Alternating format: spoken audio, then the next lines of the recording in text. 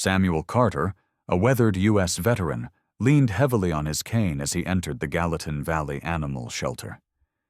He wasn't searching for miracles, only for a dog to ease the silence of his lonely home. But at the very last cage, his breath stopped cold. In the shadows lay a scarred German shepherd, weary yet unbroken. Those eyes, he knew them. It was Lion, his battlefield partner lost years ago in a fiery blast overseas. How had Lion endured all this time? And why had fate brought them back together now, after years of unbearable silence? What happened next will make you believe in miracles again.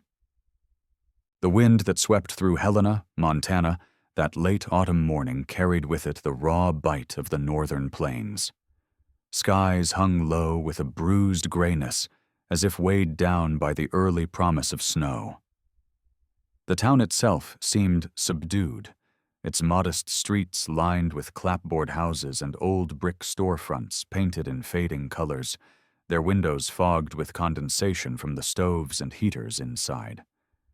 The air smelled faintly of pine resin mixed with wood smoke, drifting lazily from chimneys, and the sidewalks bore the scattered remains of fallen maple leaves, pressed wet and dark against the cracked pavement.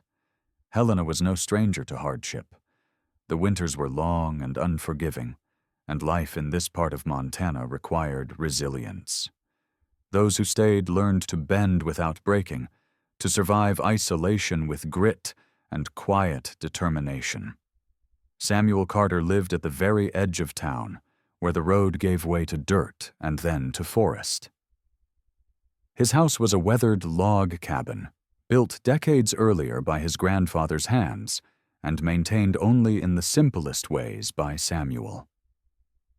The porch sagged slightly, its railing scarred by time, but the structure still stood proud against the elements. A faded American flag clung stubbornly to a pole near the front steps, frayed at the edges, whispering in the wind like an old soldier's oath. Inside, the cabin was clean but spare, its wooden walls adorned with only a handful of framed photographs, grainy black and white images of family members long gone, and one picture of a younger Samuel in uniform, his arm wrapped around a large German shepherd with sharp amber eyes. Samuel himself was a man carved from stone and softened by grief. In his early 60s, his once powerful frame had grown lean but not frail. He moved with the deliberate heaviness of someone who measured every step. His hair, once thick and dark, was now a coarse silver swept back from his forehead. A full but neatly trimmed beard framed his square jaw, giving him the air of a man both rugged and weary. His eyes were steel gray, deep-set beneath a brow permanently furrowed by years of sun, battle, and memory. A scar ran from his left temple to just above his cheekbone, a pale reminder of shrapnel that had kissed him during his last deployment. His right leg carried the weight of another wound, one that never fully healed. He walked with a cane of polished oak, handcrafted by a fellow veteran, each step echoing with a dull thud against the wooden floor of his home. To the people of Helena, Samuel was known but not deeply familiar. Neighbors would nod politely when they saw him at the general store or passing by the diner, but conversations rarely went beyond weather or groceries. He was courteous, but there was a distance about him, like a man guarding an inner world he had no intention of opening. Children sometimes stared at his limp or whispered about the scar on his face, but he never scolded them. He would only give a faint smile, the kind that held more sadness than amusement. The war had taken much from Samuel, but nothing so brutally as the loss of Lion. Lion was not merely a dog. He had been Samuel's partner, his protector, his shadow on the battlefield. A German shepherd of striking build, with a sleek black and tan coat and a keen intelligence in his eyes, Lion had been trained to detect explosives, to guard against ambush, to stand firm in the chaos of combat. But beyond training, there was loyalty, an unspoken understanding between man and animal that no command could manufacture. Lion had pulled Samuel from harm more than once, dragging him behind cover when bullets whistled through the air, standing guard while Samuel slept in hostile territory, pressing his weight against the soldier's chest during nights of terror and silence. That bond had been severed years earlier during Samuel's final deployment overseas. The memory came unbidden even now in the quiet hours of his Montana home. The dust, the heat, the echo of gunfire. The mission had gone wrong in seconds, an explosion ripping through the convoy, sending men and metal flying. Samuel remembered the searing pain in his leg, the taste of iron in his mouth, the world spinning. He had shouted for Lion, but in the chaos, the German shepherd vanished. Some said the blast must have killed the dog instantly. Others believed he had run off, wounded and terrified. Samuel never knew for certain, but the not knowing was worse than death. Lion had been his partner, and partners were not meant to disappear. In the years that followed, the absence grew heavier than the cane Samuel leaned on. The cabin was quiet, oppressively so. The nights stretched long, haunted by dreams of desert sand and barking orders, followed by the silence of loss. Samuel had companions in the town if he wanted them, but he seldom sought them out. He would nod at the friendly cashier, exchange brief words with the man at the gas station, or offer a respectful tip of the head to the pastor at Sunday service. But intimacy eluded him. War had taught him the fragility of bonds, and loss had taught him the cost of attachment.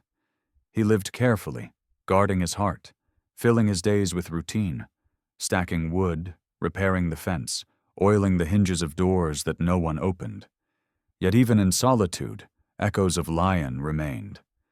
Samuel still kept the old collar in a drawer beside his bed, the brass tag dulled by time, but still engraved with the single word, Lion. On some nights, he would take it out and run his thumb over the letters, remembering the weight of the dog's head on his lap, the warmth of his breath. The collar was both comfort and wound, a relic of a friend who had never returned. That morning, as the wind howled and clouds thickened over Helena, Samuel sat on his porch with a cup of black coffee steaming in his hands. His cane rested against the arm of the chair, and his gaze drifted across the tree line. Bare branches, scratching against the sky like skeletal fingers. He felt the familiar ache in his leg, a throb that worsened when the air grew cold. He knew another hard winter was coming, and with it, the loneliness that pressed against the walls of his cabin like the snow that would soon pile high.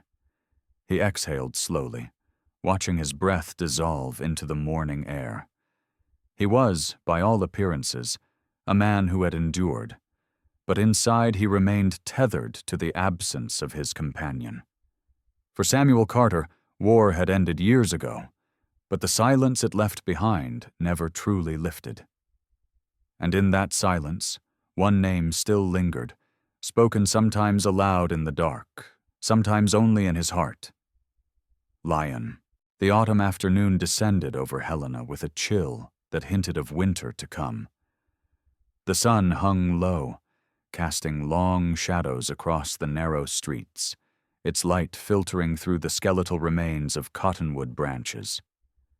Samuel Carter tightened his coat as he leaned on his cane, each step deliberate, echoing faintly against the cracked pavement of Main Street. His breath came in soft white clouds, and though his body bore the stiffness of age and injury, his mind wrestled with something more intangible. The gnawing emptiness of silence that never left his cabin. It had been his therapist, a woman named Dr. Evelyn Clark, who first planted the idea of visiting the animal shelter. Evelyn was in her early 50s, tall and angular, with neatly cropped silver blonde hair that framed a sharp but not unkind face.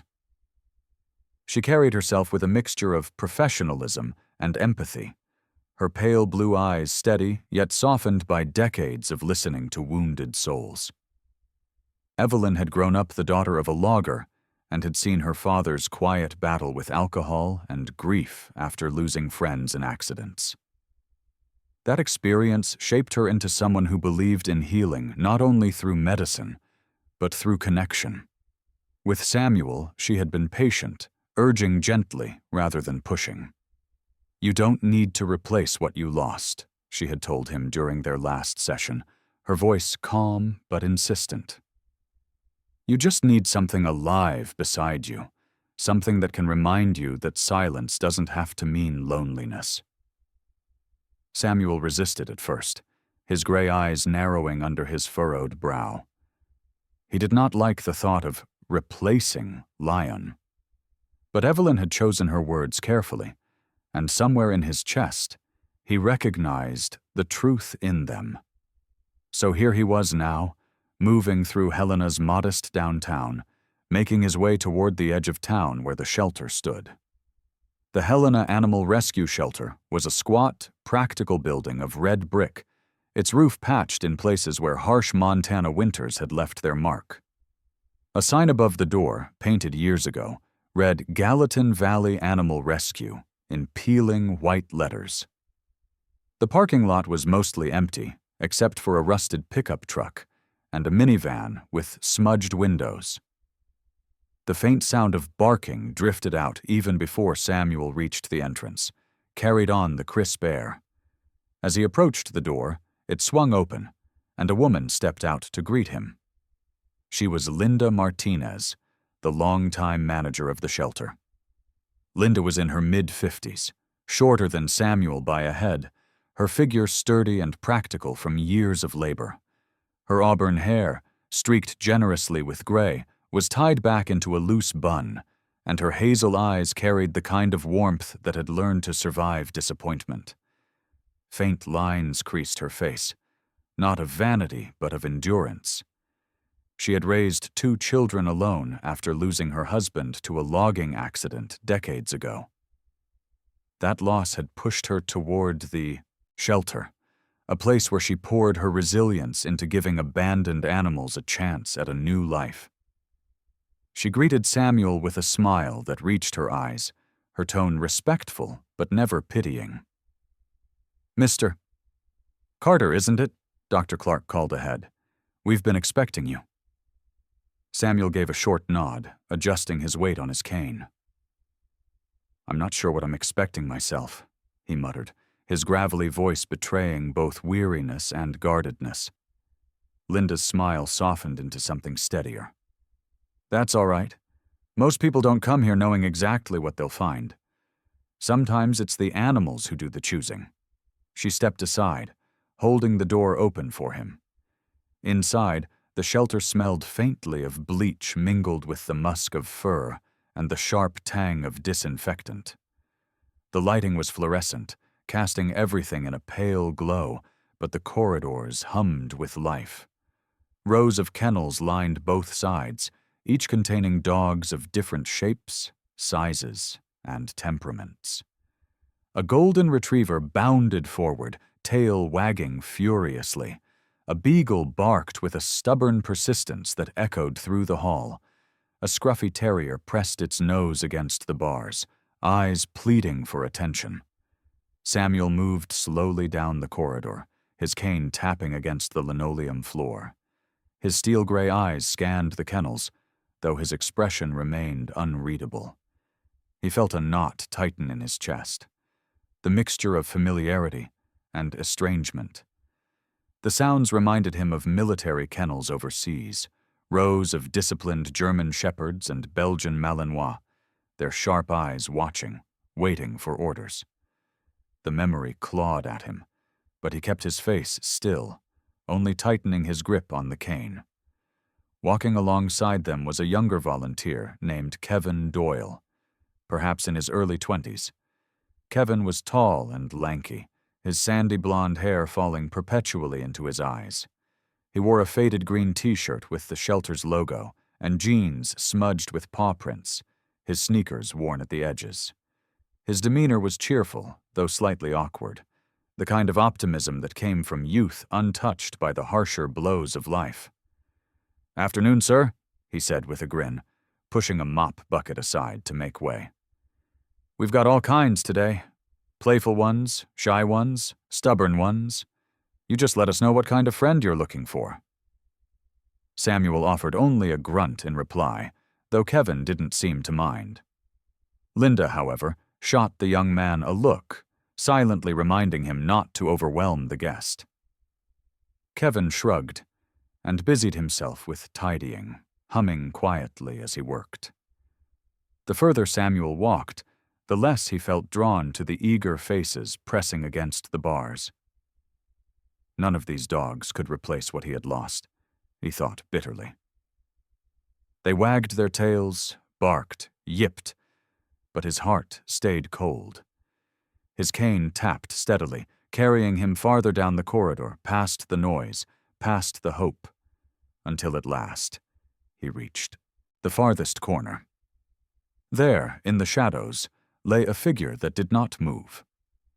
A large German shepherd, his coat rough and patchy, his body scarred and lean, lay curled in silence.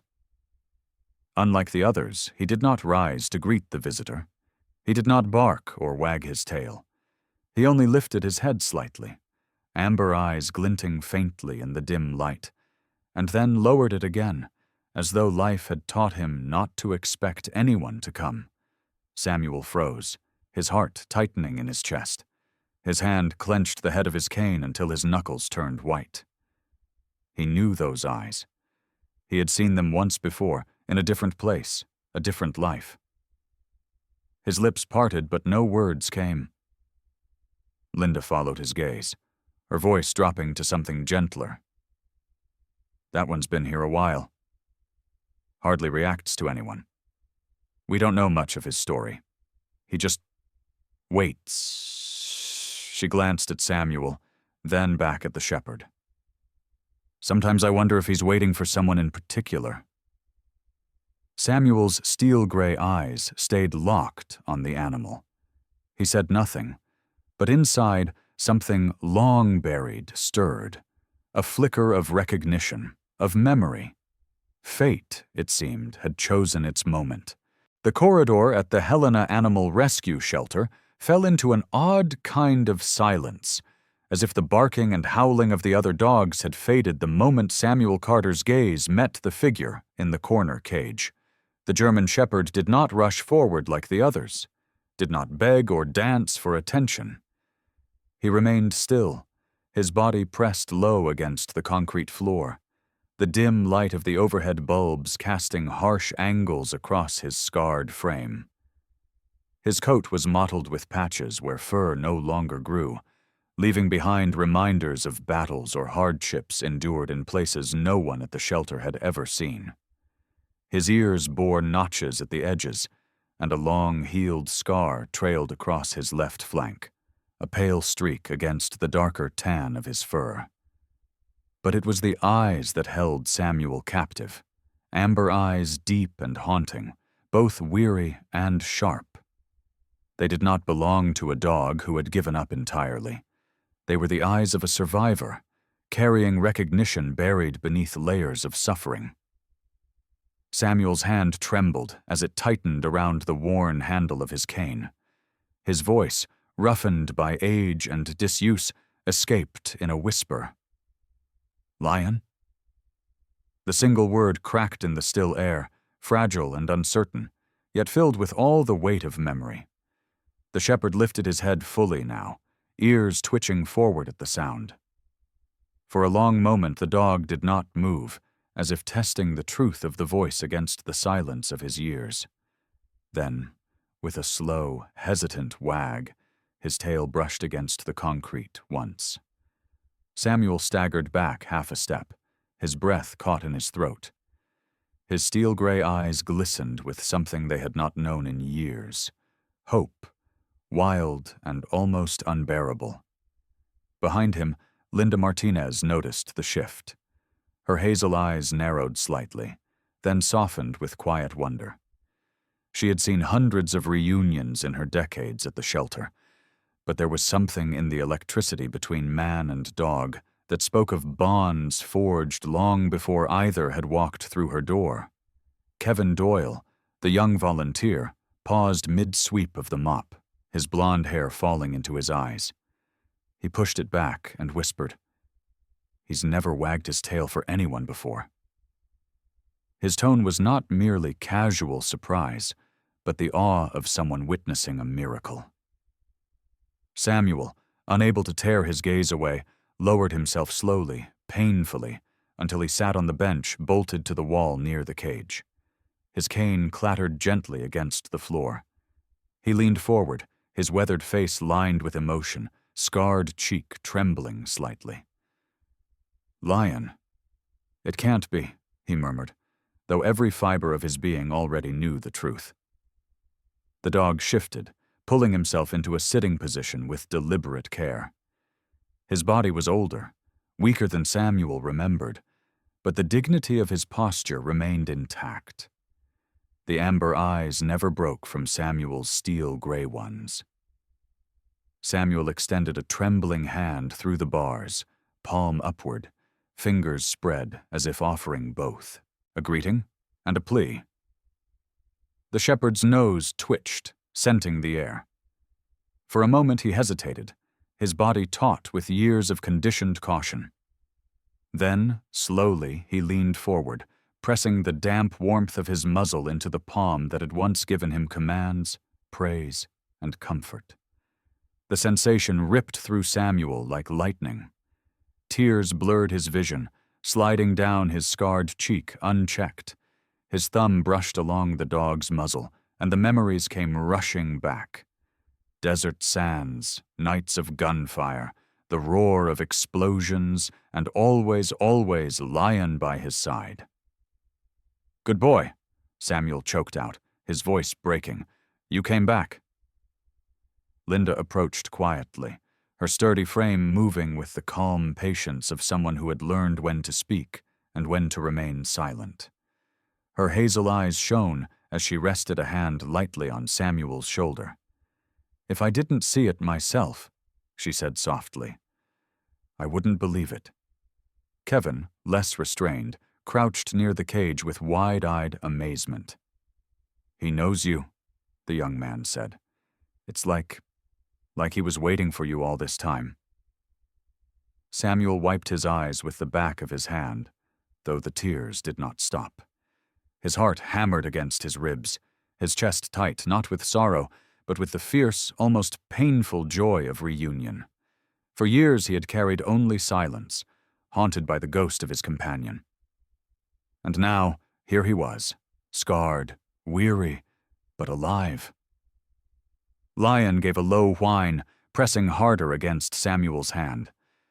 The sound was not desperate but intimate, a sound Samuel had heard before when the dog sought reassurance after a long mission. It was as if the years apart had melted away in an instant. Samuel leaned closer, his gravelly voice a whisper meant for Lion alone. "I thought I lost you." I thought that day took everything he drew in a shaky breath, his thumb tracing along the dog's scarred ear. "But you made it, old boy. You made it." For a moment, the shelter around them seemed to vanish. The barking of other dogs became a distant hum. The flickering fluorescent lights dimmed against the brightness of memory, and all that remained was a man and his dog. Two survivors who had walked through fire and somehow found their way back to each other. Lion shifted his weight, his tail giving another slow, deliberate wag. He lowered his body until his chest pressed against the floor, his eyes still locked on Samuel's. The posture was not submission but recognition, a gesture that said, "I know you, I remember." Samuel's throat tightened. He had not prayed in years, but in that moment he found himself whispering a thank you to the silence around him, to fate, to whatever unseen force had delivered this reunion. Linda, sensing the sacredness of the moment, touched Kevin's arm and motioned for him to step back. They gave the two their space, standing a respectful distance away. Neither spoke, for words would only break the fragile miracle unfolding before them. For the first time in decades, Samuel Carter felt the heavy silence inside him shift, replaced by something fragile but fierce. Hope. Fate had not forgotten him, after all. The shelter's fluorescent lights flickered softly, but Samuel Carter no longer saw the present. As his hand rested against the scarred muzzle of Lion, the years peeled away like brittle wallpaper, and the sounds around him, the barking, the shuffle of feet, even Linda and Kevin's murmured words, dissolved into the roar of memory.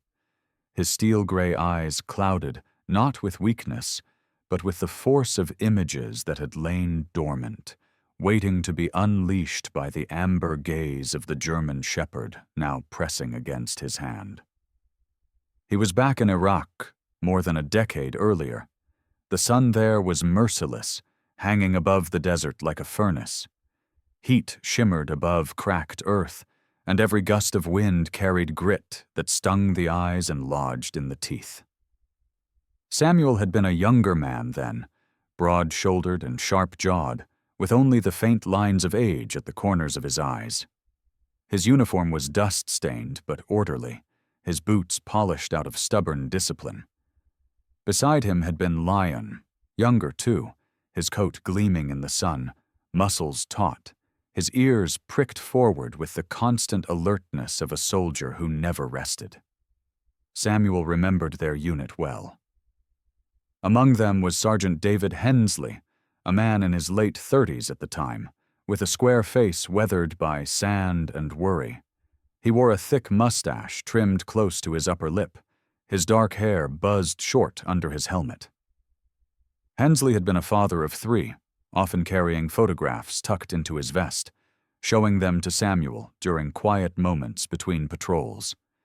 He was steady, dependable, but the weight of responsibility often shadowed his brown eyes. Life had taught him to anticipate loss before it arrived, and though he masked it with humor, Samuel knew his sergeant feared leaving his children fatherless more than he feared the enemy. There had also been Private Marcus Lee, barely 20, with smooth skin and a round face that made him look younger than he was. His black hair curled tightly beneath his helmet, and his voice carried the easy rhythm of someone raised in the neighborhoods of Los Angeles. Marcus was quick with jokes. Even under fire, his laughter a shield against fear. Yet, Samuel remembered the way his hands sometimes shook when he cleaned his rifle at night. A quiet betrayal of nerves that no one dared mention. Together they had patrolled dusty roads lined with crumbling buildings, the threat of danger hidden behind every shuttered window or pile of rubble. Lion had been more than a dog. He was their advance warning, their sentinel. Samuel recalled one scorching afternoon when Lion stiffened suddenly during a patrol, his ears pricking, his body frozen. Without hesitation, the shepherd moved forward, nose pressed to the ground, before halting at a patch of disturbed earth near the roadside. His bark came sharp and decisive, and Samuel's heart leapt. An improvised explosive device had been buried there, waiting to take their lives. Because of Lion's alert, they disarmed it before harm could be done. That day, Hensley had clapped Samuel on the shoulder, his mustache twitching with a rare smile. "That dog," he'd said, his voice rough with awe. "He's worth more than any of us combined." The memories did not stop there. Samuel felt again the tug on his vest, the sharp yank that had saved his life. It was during an ambush, bullets cracking through the air as dust and smoke blinded them. Samuel had gone down, his leg pinned beneath twisted metal after their vehicle had been struck. Panic surged, but then he felt the familiar pull. Lion's teeth gripping the strap of his vest, dragging him with desperate strength away from the burning wreckage. The shepherd's body strained, muscles trembling, yet he did not stop until Samuel lay behind cover, coughing but alive. In those frantic seconds, Samuel had seen his dog's determination, his refusal to abandon his partner. It was not just training, it was loyalty, raw and unbreakable. But then came the day of the explosion that haunted him most. It had been a mission in the outskirts, the sun already sinking, painting the sky in streaks of red and orange. Their convoy rolled cautiously through narrow streets when the blast erupted. Heat, force, and chaos swallowed everything. Samuel remembered the scream of metal, the searing fire, the sudden weightlessness before slamming into the ground. Pain tore through his leg, sharp and final. He had shouted for Lion, voice raw with desperation. Through the haze, he thought he saw the shepherd darting toward him, ears flat, eyes blazing with focus. But then smoke consumed everything. When the world steadied again, Lion was gone. The others had pulled Samuel out, shouting that the building was collapsing, that there was no time. They told him later the dog must have perished in the inferno, his body never found. Samuel had believed it, or at least forced himself to. The alternative, that his partner had survived, alone and lost, was a torment he could not bear. Now, staring at the scarred figure in the cage, Samuel realized the impossible had happened. Lion had survived that hell. How he had lived, Samuel could not yet fathom. Perhaps a villager found him. Perhaps he wandered until he was picked up. Perhaps he endured hunger, pain, and loneliness with only instinct to guide him. The scars across his body spoke of hardships no one else would ever know. But the eyes still held the same unyielding loyalty. Tears blurred Samuel's vision again, his thumb tracing along Lion's muzzle. He whispered, "You saved me more times than I can count. And I thought I failed you. I thought I left you behind." His voice cracked, low and heavy with guilt. Lion responded with a soft whine, leaning harder into his hand. His tail gave another slow, deliberate wag, as if to dismiss the guilt, to remind Samuel that what mattered was not the years lost, but the reunion now. Linda Martinez, standing, nearby with her auburn hair tied back, folded her arms gently across her chest. She had seen soldiers adopt their old partners before, but never with such intensity. Her hazel eyes softened, and she spoke in a voice quiet enough not to intrude. "He remembers you. Dogs don't forget the ones they love, not even after everything." Kevin Doyle, still crouched, looked from man to dog with wide-eyed wonder. His sandy blonde hair fell across his forehead as he shook his head in disbelief. "It's like he's been waiting just for this moment," he said. "For you." Samuel pressed his forehead against the cold metal bars, his hand never leaving Lion's scarred muzzle. For the first time in years, his heart felt whole, though fragile. He realized that even fire and time had not broken the bond between them. Lion had returned not as the youthful soldier's dog he once was, but as a survivor, carrying scars that matched Samuel's own. The past could not be changed, but it had delivered them here, together again. Samuel remained frozen, his forehead pressed against the cold metal bars, the memories of desert fire still fading from his mind. Lion sat inches away, scars and silence between them, his amber eyes locked on Samuel's steel-gray gaze. For all the recognition Samuel felt in those eyes, he could not ignore the tremor of hesitation in the dog's body. The shepherd's ears flicked, his muscles taut beneath the rough coat, as though years of abandonment had carved caution deep into his bones. Samuel inhaled slowly, steadying the quiver in his chest. His fingers curled slightly against the bars, recalling a language older than words. The commands, sharp, practiced, drilled into muscle memory, rose on his tongue. His voice, though aged and gravelly, carried the same authority it once did across desert sands. "Sit." At first, nothing happened. Lion remained still, his amber eyes narrowing slightly, the faintest growl rumbling in his throat, not of aggression but of uncertainty. Samuel's heart sank, doubt gnawing at him. Perhaps the years had erased everything. Perhaps the bond that once defined them had truly been broken. Then, slowly, with a shudder as if awakening from a long sleep, Lion lowered his haunches to the concrete floor. The movement was stiff, his body reluctant from old injuries but deliberate, his ears tilted forward, waiting for the next word. Samuel's breath hitched. His hand tightened on his cane, then loosened as he whispered, "Down." Lion's body stretched low, his chest pressing against the floor, head resting between his paws, amber eyes never leaving Samuel's. It was the same motion he had performed countless times before on command in Iraq, the obedience not of subjugation, but of trust. Tears blurred Samuel's vision again, hot and unbidden, his scarred face twisted with a mixture of grief and joy. He lifted his hand once more through the bars, palm outward. "Good boy." Lion rose with deliberate care, his joints stiff, his gait uneven, and pressed his muzzle against the open hand. The warmth of his breath tickled Samuel's palm, familiar yet fragile, like a song remembered after years of silence. His tail wagged, tentative, slow, but undeniably real.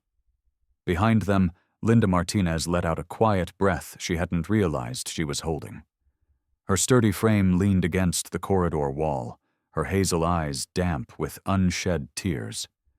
She had spent half her life seeing dogs abandoned, some broken beyond repair, others finding love again. But this was different. This was a reunion born not from chance adoption, but from destiny.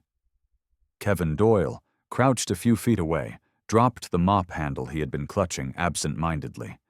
It clattered against the linoleum, startling the other dogs into a frenzy of barking, but Lion did not flinch. His focus remained unbroken. Kevin brushed his sandy blonde hair from his forehead, his young face alight with astonishment. "He remembers everything," he whispered, almost reverently. Samuel leaned closer, his gravelly voice low, almost intimate. "Lion, heel." The shepherd moved, muscles stiff yet obedient, rising to his feet and stepping toward the side of the cage nearest Samuel's chair. His body aligned with the rhythm of the man's, as if they were once again preparing to move together down a dangerous road. Samuel's chest swelled painfully. He reached forward until his fingers brushed the shepherd's scarred ear, stroking gently. "It's you," he murmured. "All these years, and you still know me." Lion whined softly, pressing closer, the sound carrying longing and relief all at once. For Samuel, the shelter walls blurred again, but not into the battlefield this time. Instead, they faded into the promise of what could come. Long walks through Helena's forests, quiet evenings by the cabin fire, the echo of footsteps that would no longer belong to one man alone. He looked up at Linda, his voice rough but steady. "I want him." Linda hesitated, her auburn gray hair catching the sterile light as she tilted her head. She had always been firm in her responsibilities, balancing compassion with practicality. "Mr. Carter, we'll need to arrange visits first. He's been through more than most, and we have policies for dogs like him. Dogs considered difficult to place, but—" She paused, her hazel eyes meeting Samuel's gray ones. "But I've never seen him respond to anyone like this," Kevin chimed in, his lanky frame leaning forward eagerly. "He hasn't so much as wagged his tail in months, ma'am." "And now, look at him." Samuel nodded, his hand never leaving Lion's fur. His voice was low, resolute. "We've both carried scars long enough. If he remembers me, then I know we can heal together." Lion pressed closer against the bars, his tail brushing the floor with another deliberate wag. His amber eyes gleamed, not with the fire of youth, but with the steady light of recognition. For Samuel Carter, the silence that had haunted him for years cracked open, filled not with noise, but with presence.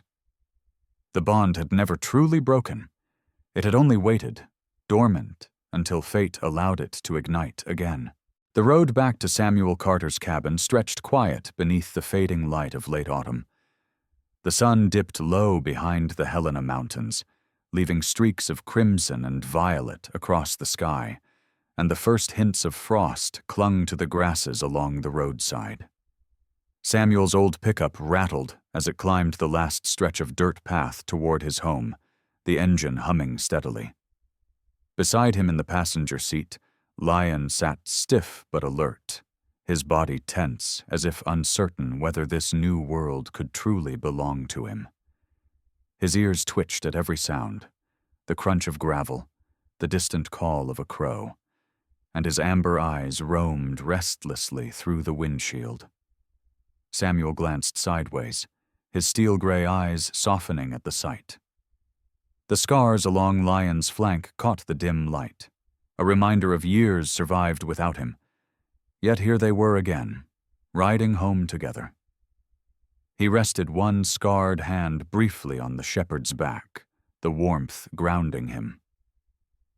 "It's not much, old boy," he muttered, his gravelly voice barely above the rumble of the truck. "But it's ours." When they pulled into the gravel drive, the cabin looked the same as it always had. Weathered logs darkened by years of storms, shutters rattling faintly in the wind, the American flag outside still clinging stubbornly to its pole.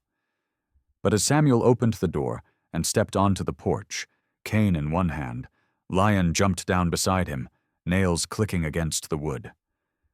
The shepherd's chest rose and fell, ears pricked as he sniffed the air of Montana wilderness, pine resin, wood smoke, damp soil.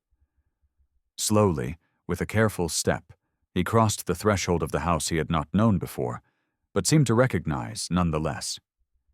Inside, the cabin no longer felt like the mausoleum it had become in Samuel's solitude. Lion's nails tapped against the hardwood floor as he explored, circling the living room with cautious steps before returning to Samuel's side, as if to claim the space anew. His heavy breaths filled the silence, a sound that made the air seem warmer, thicker, alive. Samuel lowered himself into his worn leather chair by the fire, his cane leaning against the armrest. Lion settled near his feet, resting his head on Samuel's boot. For the first time in years, Samuel did not hear only the hum of the refrigerator or the creak of the wind in the walls. He heard the soft rhythm of another heartbeat, steady and reassuring. The house, once suffocating in its emptiness, now breathed again. Word of Lion's arrival did not take long to reach the neighbors. Helena was a small town, and lives intertwined quickly. The very next afternoon, while Samuel sat on the porch sipping black coffee, a boy wandered into the yard.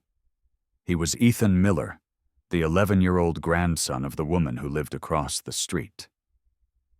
Ethan was lanky for his age, his limbs slightly too long for his body, giving him a restless energy.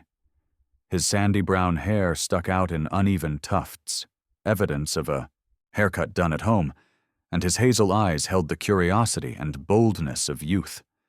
His jeans were patched at the knees, and his sneakers were scuffed from climbing trees and chasing balls through the dusty roads. "Whoa," Ethan breathed, skidding his bicycle to a stop at the edge of the driveway. His gaze locked on Lion, who had risen to his feet and stood tall, his posture wary but steady. "That's a German shepherd." Samuel raised a hand in a half wave, his gravelly voice carrying across the porch. "He is." His name's Lion. Ethan leaned his bike against the fence and stepped closer, his wide eyes gleaming. "He looks like a hero dog." Like the ones in the movies, Lion lowered his head slightly, ears flicking back, his body taut in cautious stance. Samuel extended his scarred hand slowly, his voice calm but firm. "Easy, boy." Lion's ears relaxed at the tone, though his amber eyes stayed fixed on the child. From across the street, a woman's voice called out, tinged with both protectiveness and apology. Sarah Miller, Ethan's mother, stepped onto her porch, wiping her hands on a faded apron. She was in her early 30s, tall and slender, with dark brown hair streaked faintly with gray at the temples, a sign of burdens carried too young. Her face was narrow but graceful, her olive-toned skin weathered by Montana's harsh seasons, and her deep-set eyes held both warmth and weariness. Life as a single mother had shaped her into someone practical, cautious, and fiercely devoted to her son. "Ethan," she called firmly. "Don't bother, Mr. Carter." Her hazel-brown eyes flicked toward Samuel, her expression a mix of politeness and concern. Samuel raised his voice just enough to carry, his steel-gray eyes crinkling faintly. "It's all right, Sarah." "He's fine." Sarah hesitated before offering a small smile, though the lines of worry around her eyes remained. "Well, if you're sure." She rested her hands on her hips, posture strong but cautious, watching closely as Ethan knelt a few feet from Lion. Ethan tilted his head, his voice hushed with awe. "He looks like he's been through battles." Samuel's gaze drifted down to the shepherd at his side. "He has," he said quietly. His tone carried the weight of deserts and smoke, of fire and scars. For the first time in years, he did not shy from the truth. He told the boy simple stories, of Lion finding hidden bombs, of pulling him from wreckage, of standing guard through nights of fear. Ethan listened wide-eyed, his freckled face alight with admiration. "That's amazing," he whispered. "He's like a real soldier." Samuel's chest tightened, but this time not with grief. It was something else, a strange relief, a release of the stories he had kept buried in silence. Sharing them did not reopen the wound. Instead, it eased the weight he had carried alone. Lion, as if sensing the shift, pressed closer to Samuel's leg, his tail giving a slow wag. He lifted his head, amber eyes watching the boy with something less wary now, as if understanding that admiration was not threat, but connection. By the time Sarah called her son back home, the sky had begun to darken, and the air smelled of wood smoke drifting from chimneys. Samuel watched mother and child cross the street, Lion at his feet, and felt a stirring he had thought lost forever, the sense of belonging, of community, of life shared rather than endured. That night, as the fire crackled and shadows danced across the cabin walls, Samuel sat with Lion resting against his chair. He spoke softly, not to himself as he had for so many years, but to his companion returned from the dead. The silence no longer crushed him. It had been replaced by breath, by footsteps, by presence. His home was alive again. The first snow of winter had dusted Helena's mountains in white, and the air held the crisp bite that stung lungs and sharpened every breath. Morning light crept slowly over the ridges, spilling into the valley like a soft golden tide. Samuel Carter stepped carefully onto the old forest trail behind his cabin, his cane pressing into the frost-stiffened earth, his boots crunching in rhythm. Beside him, Lion moved steadily, his gait measured but purposeful, the scars on his body a quiet map of survival. Each breath from the shepherd puffed in faint clouds, merging with the veteran's own, two survivors bound not only by memory, but by presence. This path was one Samuel had avoided for years. It wound deep into the timber, past the skeletal remains of burned stumps from a wildfire long ago, then curved toward a ridge where the view opened wide across the valley. It was also the place where his nightmares often dragged him, an echo of deserts, explosions, and comrades he had left behind. He had told himself he would never walk it again. But with Lion at his side, his steel-gray eyes found the courage to step where silence had once overwhelmed him. Halfway along the trail, Samuel slowed. His leg ached with the familiar throb, but more than that, his chest felt tight. The trees here whispered like ghosts in the wind. He paused, resting a scarred hand on the rough bark of a pine. Lion stopped too, his amber eyes lifting toward him, ears twitching with alertness. The shepherd pressed close, shoulder brushing against Samuel's leg, a silent reassurance. Samuel breathed deeply, the scent of pine and frost filling his lungs, and whispered, "We're not running anymore." When they reached the ridge, the valley opened before them. Helena's rooftops gleamed faintly in the early light, smoke rising from chimneys in lazy spirals. The Missouri River snaked through the land like a ribbon of silver. Samuel stood still, his cane planted firmly, and for the first time, the view did not bring memories of what he had lost. It brought a reminder of what remained. He lowered himself onto a fallen log, the wood cold and damp beneath him. Lion sat beside him, leaning slightly into his thigh, and then lowered his head onto Samuel's lap. Samuel's scarred hand found its place on the dog's rough fur, stroking slowly. His steel-gray eyes softened, watching the sunrise as it broke across the valley in hues of gold and pink. The warmth spread across the land, melting the frost from the grass, and for a moment the old soldier felt it seep into the hollow places within him. Voices carried faintly on the wind, drawing his attention back toward the town. Down the trail came Reverend Paul Whitaker, a man in his late 50s who often hiked the woods at dawn for both prayer and health. He was tall and lean, his face angular, marked by crow's feet from years of squinting into sun and wind. His salt-and-pepper hair was trimmed neatly, and a short beard framed his chin, lending him the air of both wisdom and quiet resilience. Life had tested him. He had lost a daughter to illness years earlier, but it had softened rather than hardened his heart.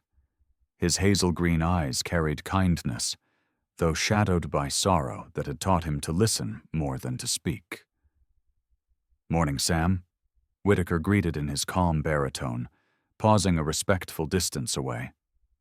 His gaze drifted to Lion, whose ears pricked but whose body remained steady at Samuel's side. "That's quite the companion you've got there." Samuel gave a brief nod, one hand still stroking Lion's head. "His name's Lion. We served together, got separated for years, found him again when I wasn't looking." His voice cracked slightly, but he didn't turn away. The Reverend studied the pair, his weathered face softening. "Funny how God's mercy finds us when we've stopped searching for it," he said quietly. He did not step closer, recognizing the sanctity of the moment between man and dog. But he tipped his head respectfully before continuing down the trail. Samuel watched him go, the words lingering. He was not a man of church anymore, but something about them echoed inside him like the low toll of a bell. As the sun climbed higher, Samuel rose slowly, leaning on his cane. Lion stood too, falling into step beside him as though no years had passed. They walked back down the trail together, their shadows stretching long across the frosted ground. Back at the cabin, Samuel settled once more on his porch, the wood warmed slightly now by the sun. He lowered himself into the old leather chair, his leg throbbing but his chest lighter than it had been in years. Lion curled close, his head resting on Samuel's lap once more. The shepherd's breathing was slow, steady, the sound filling the space between them. Samuel gazed out at the horizon, where the sky blazed with morning light. For the first time since the explosion that had shattered his life, he felt the silence ease. He whispered, almost to himself, "We made it, old boy." We're home. The sunrise burned brighter, the valley alive with color. Samuel and Lion sat together, scars and all, facing the dawn not as broken remnants of the past, but as proof that loyalty and love could endure fire, time, and loss. Sometimes the greatest miracles are not found in grand signs from the heavens, but in the quiet return of a loyal friend, the healing touch of companionship, and the courage to face the past with hope. Samuel and Lion remind us that even when scars run deep, God can breathe new life into broken places. The Lord's mercy often appears not as thunder, but as a whisper, through the wag of a tail, the warmth of breath beside us, and the sunrise after a long night. And so, in our daily lives, may we also see the miracles hidden in small moments, kindness from a neighbor, a word of comfort from a friend, or the presence of someone who refuses to leave our side. These are reminders that God's hand is never far from us, and His love restores what the world has tried to take away. Before we close, I invite you to join this journey of faith and loyalty. Share this story if it touched your heart. Leave a comment telling us where you're watching from, and subscribe to the channel for more stories of hope. May God bless you and your loved ones, and may His miracles find their way into your life today.